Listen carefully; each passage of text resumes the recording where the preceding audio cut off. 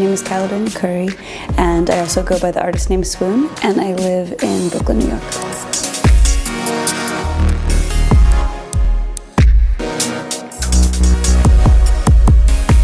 I started in about 1999, and I was just really interested in making something that became a part of the city. So I had a few different influences, like Gordon Matta Clark or even Richard Serra, or a lot of people who kind of broke the mold on what site specificity could mean, were pretty important to me. And then as I started to look, into the content itself, I was pretty influenced by the German Expressionists, and also by Indonesian shadow puppets and other traditions of shadow puppets, where you're kind of cutting forms and then you see the light showing through.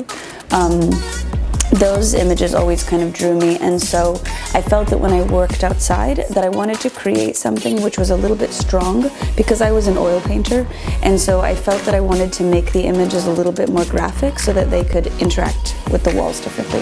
So I started cutting paper, I started carving linoleum, cutting them out and collaging them outside.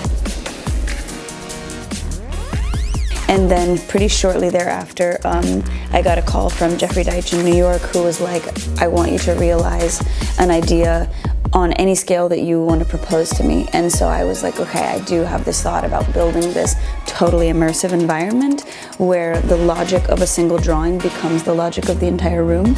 And so he said yes, and then I went from there, and it really was like a real brain changer because I was allowed to think in a different way. Yeah, I was given space to think in a different way.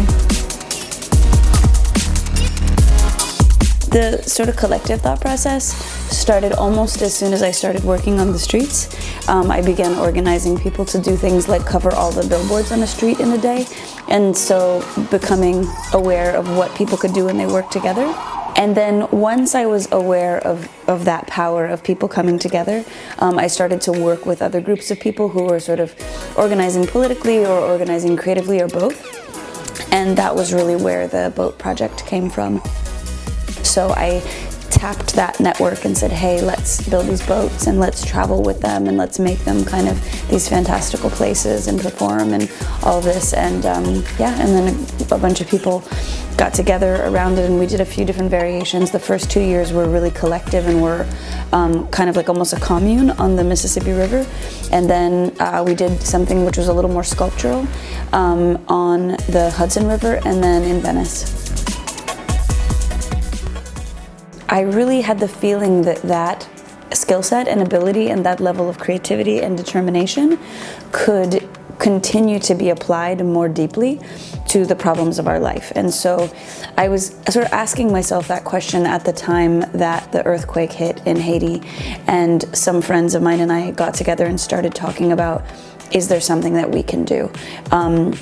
And so we sort of honed in, decided on a project, connected with the community, and started from there. And that was about 6 years ago. And then there are some other projects that have, been more or less in that vein, that have developed, like in Braddock, Pennsylvania, that is sort of about bringing an abandoned church kind of back from the ruins, but doing it in such a way that the community becomes part of it and benefits from it in each step of the way. And I have really been learning a lot from people who are just working in community in different ways over the years in order to make these projects something that's beautiful but also responsive to people. Heliotrope started as a way to really be a support structure for the community-based projects, because I realized that I started a few projects that really grew kind of beyond me. And I started to have the feeling that if we were going to be long-term responsible to the communities that we were working with, then there was going to have to be more structure in place than just me and my creative whim, So we started this nonprofit, which is kind of practical and also kind of a way to talk about and to think about the idea that artists can use the creative process in times of crisis to affect change. I've been doing a lot of work around the problem of mass incarceration in the United States and the fact that most people who are incarcerated have a history of trauma, are suffering from untreated mental illness and drug addiction, and a lot of other issues that are not issues that are best treated by punishment. And so I see that as like a crisis of conscience, which we can use creativity as one of the many tools in order to see it, to think about it, to emotionally process it, and then to express it so that we as a culture can make decisions about, are we really treating each other in the right way, you know? And so Heliotrope for me is about positioning that of like, how is the creative process a catalyst for change, both from physical to social